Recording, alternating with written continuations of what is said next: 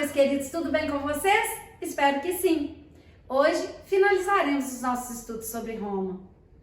Estamos no período do Império e hoje abordaremos a segunda fase dentro do Império, o Baixo Império. Como vimos em nossa última aula, a abordagem que fizemos sobre, recapitulando um pouco, falamos sobre as características do Império, as características dos imperadores. Citamos alguns imperadores considerados por alguns historiadores como os mais importantes, deixamos de lado outros em virtude de uma seleção daquilo que pessoalmente julgamos como mais importante. Falamos da importância do cristianismo dentro da história do Império Romano e por que o cristianismo se choca com a ideologia desse império e da expansão territorial que caracteriza essa fase. Hoje abordaremos a decadência do Império no chamado Baixo Império Romano. Vamos lá? O Baixo Império vai do século III ao século V depois de Cristo. Falamos sobre essa cronologia, sempre quando citamos as datas, sem mencionar a C, é porque significa descer, ou seja, depois de Cristo. No século III, houve uma paralisação da expansão territorial. A expansão que enfatizamos no Alto Império, essa expansão que tão bem caracteriza, como já disse, todo o período da história de Roma, ela entra em seu limite máximo nessa fase. Esse final dessa expansão territorial acabaria por gerar o início da crise socioeconômica do Império. Essa crise socioeconômica, ela vai ser marcada especialmente por um elemento. Observem bem, fiquem atentos especialmente para questões do Enem, que é a questão da transição da escravidão para o colonato. Muitos escravos, com essa crise nas cidades, eles acabariam indo para o campo e se colocando sob proteção de um grande senhor, iniciando aí o colonato. Ocorre, portanto, um êxodo urbano, populações que saem da cidade e vão para o campo. É o contrário do êxodo rural, quando eu saio do campo e venho para a cidade. A crise política, ela se caracteriza com um conflito entre senadores e militares em relação à disputa pelo poder. Mencionei também na aula passada esse confronto entre poder político, poder militar, o poder do Senado e o poder dos imperadores. Essa disputa, ela vai ser bem característica dessa fase da crise do Império. E a fragilização das fronteiras. O que significa essa fragilização das fronteiras? Com a máxima expansão territorial do Império, as fronteiras acabam ficando desguarnecidas. Aprofundaremos um pouco mais nessa questão das fronteiras daqui a pouco. Continuando. Falaremos de alguns imperadores, como falamos no Alto Império, que foram mais importantes dentro dessa crise e de várias características dos seus respectivos governos que contribuem para essa crise do Império Romano. Um dos imperadores foi Diocleciano, que governou de 284 a 305.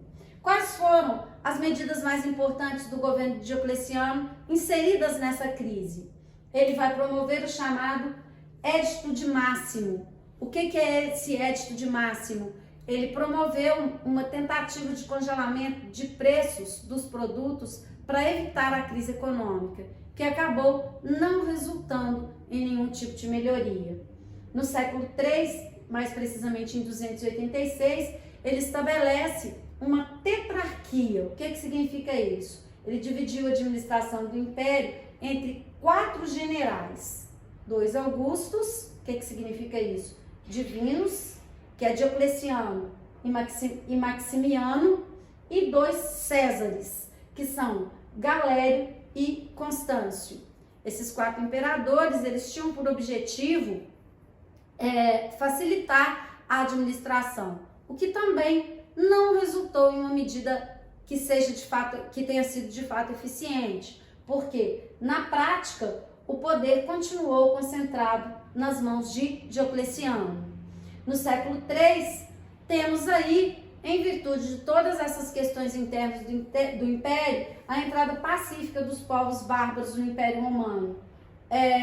Um dos exemplos que temos dessa entrada dos povos bárbaros, conceituando aqui bárbaros, todo aquele que não falava latim e não possuía a mesma cultura que os romanos. Eram povos que viviam nas fronteiras do Império e que foram penetrando de forma pacífica no Império Romano e sendo incorporados inclusive ao exército. Muitos membros do exército romano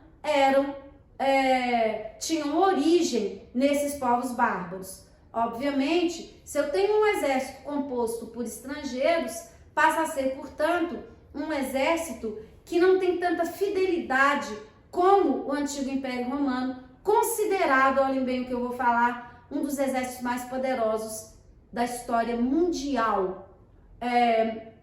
Foi um exército, a própria expansão territorial de Roma diz muito sobre isso, do poder e da glória do Império Romano. O próprio poder atribuído aos militares que comandavam esse exército, a exemplo de Júlio César, nos diz desse poder militar gigantesco que vai ser atribuído aí ao exército romano. Muito bem. Agora falaremos do imperador Constantino, que governou de 288 a 377. Obviamente essas datas são apenas referência para o nosso estudo e você não precisa saber, não essas datas, ok? Bem, Constantino foi um imperador fundamental. Você não tem que saber a data, mas precisa saber de Constantino para as provas de vestibular, especialmente o Enem. Constantino foi o imperador que reunificou o Império Romano. Aqueles 4 imperadores que já mencionamos, o poder com Constantino passa a estar concentrado novamente apenas em suas mãos. E de mais importante, de todas as medidas do governo dele, foi, em 313, o Edito de Milão, que colocou fim à perseguição aos cristãos no Império Romano. Os cristãos passaram a ter liberdade de culto.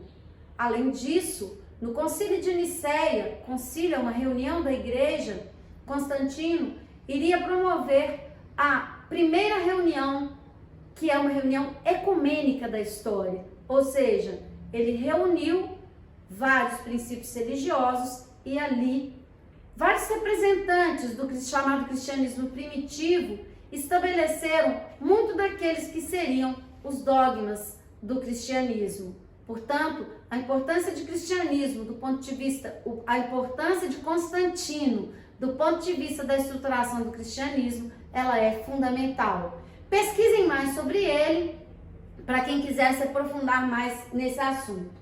Ele vai também, no século IV, em 330, fundar a nova capital do Império, Constantinopla. Atenção aqui, porque abordaremos esse tema infinitamente em muitas de nossas aulas posteriores ao estudo de Roma.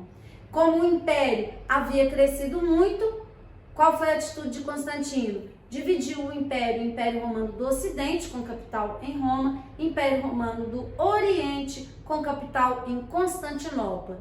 Constantinopla é a antiga cidade de Bizâncio, cidade grega. Como os romanos dominaram a Grécia, Bizâncio passou então, em virtude de uma homenagem ao imperador, ser chamada de Constantinopla. Qual teria sido a motivação do imperador para estabelecer Constantinopla como capital do Império Oriental? Como esse lugar é bonito? Não! Qual foi o critério estabelecido? Constantinopla é um ponto estratégico do ponto de vista geográfico. Vou repetir, Constantinopla é ponto estratégico. Por que é ponto estratégico? A cidade de Constantinopla é a atual cidade de Istambul, que está localizado na Turquia. A Turquia, o país atual, é geograficamente o país que divide Oriente e Ocidente. Ou seja, a escolha da capital Constantinopla tem a motivação geográfica, estratégica. Constantinopla representa um ponto de ligação entre Oriente e Ocidente. Como disse, falaremos muito da importância de Constantinopla ao longo dos nossos estudos esse ano. Muito bem. Falaremos agora do imperador Teodósio. O imperador Teodósio, primeira medida e a mais importante que você não pode esquecer aqui, ele estabelece o Édito de Tessalônica. Olha esse nome, Édito de Tessalônica. O que estabelecia o Édito de Tessalônica? Ele vai transformar a religião cristã em religião oficial do império. Olha a importância disso. Então, de novo, em virtude do crescimento e da importância do cristianismo, ela se tornaria a religião oficial do império. Os imperadores sabiam que a força do povo que aderiu praticamente em massa a essa nova religião daria prestígio caso os imperadores adotassem o cristianismo como religião oficial. Temos aqui, então, o surgimento da religião católica. Não temos mais, o cristianismo era considerado uma seita, passa a ser considerado como uma religião, com origem no que falamos do cristianismo, no cristianismo de Jesus Cristo, o Messias. As primeiras letras, importante isso, da palavra que significa Jesus Cristo, Filho de Deus e Salvador, corresponde à palavra peixe. Então, peixe no latim, que é o símbolo do cristianismo, que está ligado também a essa origem popular do cristianismo. Muitos dos cristãos eram pobres pescadores de Roma. E isso vai dar todo o significado para a associação entre o peixe como símbolo da religião cristã. No século IV, em 395, ocorreu a divisão oficial do Império Romano em Império Romano Ocidental e Império Romano Oriental. Se o imperador Constantino colocou a capital do Império Romano em Constantinopla, o imperador Teodósio oficialmente dividiu em Império Romano do Oriente e Império Romano do Ocidente. Muito bem. Aqui temos a divisão do Império nesse mapa, que vai justamente mostrar essa posição estratégica do qual falei. Essa região estratégica que vai ser colocada justamente como ponto de ligação na divisão que está estabelecida aqui entre Oriente e Ocidente. Crise desse império. Essa crise ocorre no século V de forma mais acentuada, que levaria ao fim do Império Romano. Quais foram os fatores que motivaram essa crise? O declínio foi motivado por vários fatores, não apenas por um. O mais importante é a diminuição dos escravos. O império cresce e os escravos eram adquiridos, como vimos ao longo de nossas aulas, nas guerras de conquista. Como não tem guerra de conquista mais, portanto não tem mais como adquirir escravos. E essa escassez de escravos ia impactar definitivamente sobre a economia romana. Os escravos eram a base dessa economia. Além disso, levaria essa diminuição dos escravos a várias revoltas escravas. As revoltas escravas permeiam a história de Roma, como, por exemplo, a revolta de Espartacus ocorrida durante a fase republicana, e outras importantes revoltas escravas ocorreriam tendo o impacto de desestruturar o império. Além disso, corrupção administrativa, essas disputas que mencionamos ao longo de toda a aula entre imperador e o Senado, os gastos elevados para manter o exército e essa máquina administrativa. O exército mais poderoso do mundo era também o exército mais caro do mundo. Além disso, a ruralização da economia. Formaram-se vilas romanas, latifúndios autossuficientes, com escravos substituídos pelos colonos. Esses escravos, eles vão cada vez mais, como já foi mencionado em nossa aula, para o campo, em virtude dessa crise, e acabam se associando a latifundiários, trabalhando em troca de proteção, em troca de comida, o que daria origem, na Idade Média, ao trabalho servil. Observem bem isso, hein? Além disso, temos como gota d'água nessa crise as chamadas invasões bárbaras. Se, a princípio, como vimos na nossa aula anterior, as invasões bárbaras, as migrações dos bárbaros, elas ocorrem de forma pacífica, a partir dos séculos 3 e 4, agora elas ocorreriam de forma violenta, principalmente dos bárbaros germânicos. Esse fator, somado a todo esse contexto de crise que acabei de descrever, acabariam por levar à queda do Império Romano. Muito bem, essa queda, de forma mais específica, ela teria que elementos. Como disse, as invasões bárbaras germânicas foram motivadas por vários fatores. O que teria levado esses bárbaros que já estavam incorporados, inclusive, ao exército romano, a entrarem de forma violenta no Império? Vários fatores. O primeiro, fatores climáticos. Acredita-se que problemas climáticos nas regiões de fronteira do Império teriam levado esses povos a entrarem de forma violenta. A fragilidade do Império, que não tinha mais as suas fronteiras protegidas.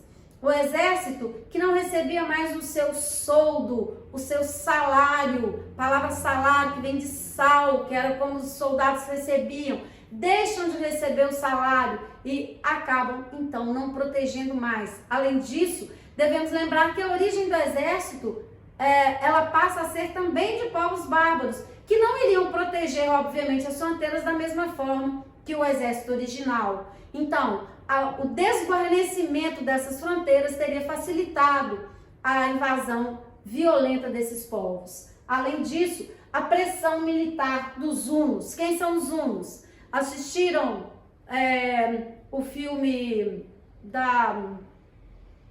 Esqueci o nome da... Como é que ela chama? Do desenho da Disney? Mulan. Assistiram o filme da Mulan? A Mulan, ela retrata bem essa invasão dos hunos. Das mongóis. Né? Porque os hunos têm origem nos mongóis. Então, a Mulan, ela vai retratar esse povo que veio de onde? Da Ásia. Eles vêm para a Ásia com aquele... A gente precisa falar sobre ele, a gente pode colocar um vídeo aí sobre ele, que foi Átila, o rei dos hunos. O cara era terrível. Dizem que por onde Átila passava, nem grama crescia mais. Ele chega na Europa, dizem alguns, em busca de expansão territorial e de alimentos. Quando chega nas fronteiras do Império, com quem que ele dá de cara? Com os germânicos. Então eu tenho uma briga entre os germânicos e os hunos. Como os hunos eram considerados terríveis, eles vão então, os germânicos fugindo dos hunos, principalmente de Átila, eles vão entrar no Império Romano. Olha a confusão, pessoal. Eu tenho huno pressionando o germânico, eu tenho uma guerra aí, germânico agora lutando com os romanos e os três lutando entre si. Ou seja, o mundo acabou, ou seja, o Império Romano teria fim com esse confronto. Temos então no século V, em 476, o fim do Império Romano Ocidental. O Oriental não, hein? O Oriental sobrevive e vai sobreviver mais 10 séculos a essa invasão. O imperador romano Rômulo Augusto o que está aparecendo ali, né? Aquele mocinho ali do lado. Ele foi deposto e assumiu no seu lugar o germânico Odoacro, chefe dos Érulos, um dos povos germânicos. Temos vários povos germânicos, mas isso é um assunto que abordaremos na nossa aula sobre Idade Média. Um grande beijo para vocês, espero que tenham gostado. Tchau! Olha só, pessoal, vamos fazer um extra aí da nossa aula de Roma, falaremos sobre alguns aspectos culturais. Vamos primeiro abordar alguns aspectos gerais, como por exemplo a religião romana. A religião é politeísta, isso cai muito no Enem, hein? Fica de olho. A religião é politeísta e antropomórfica. Antropo, homem, mórfica, forma. Ou seja, os deuses têm formas humanas. Júpiter é Zeus e todos os deuses, como já vimos também na mitologia grega, eles tinham formas de homens e sentimentos humanos. Tem ciúme, tem amor, tem raiva, se vingam, ou seja, é uma religião muito próxima dos homens e assemelhada a ele. Na arquitetura, temos colunas, arcos, abóbadas e grandes jardins. É uma arquitetura exuberante. A urbanização, cidades calçadas, dariam inveja a muitas cidades atuais, hein? Com esgoto, mercado, espaço de diversão. Exemplos, o Panteão, o Arco do Triunfo e o Coliseu, já mencionados em nossas aulas.